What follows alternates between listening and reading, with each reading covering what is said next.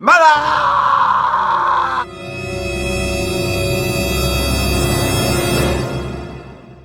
Hello and welcome to Films in 5, Pips Tips. Today I'm doing my spoiler-free review of Mother, exclamation mark, directed by Darren Aronofsky. Mother is a story about a couple, a younger girl and an older guy played by Javier Bardem and Jennifer Lawrence, who are living in a octagonal house in the middle of the countryside, which once had a fire in it and which she is now redecorating for him while he writes his poetry and tries to finish the book of poetry that he is about to get published, because he's really famous and successful and she's a very supporting wife. So you might go into it thinking there's a bit of a weird dynamic here. It's, casting someone who's much older than the female lead, but actually the film isn't about that. It does sort of address that directly. The film, as for its first act, is sort of full of horror movie tropes. At one point, Jennifer Lawrence closes a fridge to find that someone has walked up and is standing behind the fridge door without telling her, and she jumps. And there's a lot of that kind of thing. It's kind of dark rooms and there's creaking floorboards. And the entire film, in terms of its sort of visual dynamic, is entirely handheld stuff, and it's done so it follows her around. So it either looks at her shoulder or more often it looks directly in her face. And for the most part, it's very engaging. It's certainly very well acted. I really love Lawrence. I found her utterly enchanting in Silver Linings and in Winter's Bone before that. I just thought she was amazing, and she's a good solid centre to the Hunger Games films, even if they're kind of, a bit lost in history now. But I think she's a brilliant actress, even if she made that terrible Passengers thing. But nevertheless, she's really engaging, she's watchable. She has big eyes, she has a very open, emotive face, and she really commits to this role. And really, the whole film is about her. And there's a great parallel here with Aronofsky's other films. So Black Swan pretty much follows Natalie Portman around in great close-up, or The Wrestler, the film he made before that, which is excellent if you haven't seen, follows Mickey Rourke's not so beautiful face around while he's doing all his wrestling. And Bardem is wonderful. He's one of those actors who can easily go over the top because he has so much range and talent, but such presence and the sense of danger that this role really needs. He brings throughout it. You're never really sure if he's going to make love to her or kill her. But the central conceit of the film that he keeps inviting people to the house that she hasn't said can stay, and then he lets them stay overnight and those kind of things. It's quite a nice horror movie trope, and it does make you quite uncomfortable. And we probably all had that thing where we're like, there are people in our house that we don't really want. Have we had that? I don't know if we have, but nevertheless, I've had that a few times.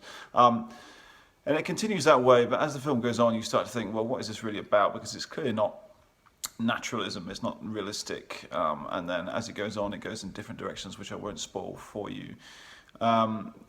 But it isn't a horror movie, and it isn't a drama, and it is just plainly just an allegory. And so as the film goes on, you have to kind of get used to the fact that what you're watching is something which is just supposed to be symbolic of something else. So you can enjoy the performances from Michelle Pfeiffer, and Ed Harris is excellent as well, and what's his name, Donald Gleason turns up, and Kristen Wiig is in it as well, which is fun. But you can't get around the fact that it is just a very kind of like one-note, angry metaphor for something else. So as you watch it, you're just thinking like, oh, what's this a metaphor for? And then if you never guess what the metaphor is, and you walk out of it going like, well, that was pointless. Or if you do guess what the metaphor is, then it's a bit like watching a student film, really. It's a little bit GCSE and a little bit A-level in terms of its kind of its central thesis, because it's not enormously complex. It's very on the nose, and a film which just goes, I am a symbol for something else, is quite unengaging. If you could have told a naturalistic story which was believable and credible, but which went somewhere else, which was kind of incredible. And if that in itself was, an allegory for something, that would be fine, I think. But when this film just breaks down more and more layers of reality until you're watching something that can only be a metaphor, then it feels a bit like talking to an A-level student about their views on the world. Not to patronise A-level students, but So it's worth a watch, but it's nothing like his best film, and followed Aronofsky, right from the start. He's never made a bad film. I remember watching Pi on VHS about the guy who's obsessed with maths, and then I suppose the only really successful film he's had is Black Swan. But seek out Requiem for a Dream if you haven't seen it, which is harrowing, but brilliantly made. The Wrestler is extraordinary. The Fountain, maybe not so good, but everything that he's made is at least adventurous and dynamic and ambitious. And as a director, he's one of the most interesting alive. And there've been a couple of times when he's almost made something, mainstream. He almost made Wolverine, or he almost made that Batman film before Batman Begins. So he's never kind of like plumped up and been given a big budget to make something, that everybody would watch. And I hope one day that he does, even though, it'll probably be a mess like David Lynch's Dune. But this is not of the same emotional league as Black Swan. It doesn't resonate enough. Although it contains some fascinating performances, you could easily be turned off by it, and come the end, I felt like I was just being shouted at by somebody who wanted me to know something rather than involve me in the drama, or rather than tax me in terms of having to think about what it was getting at.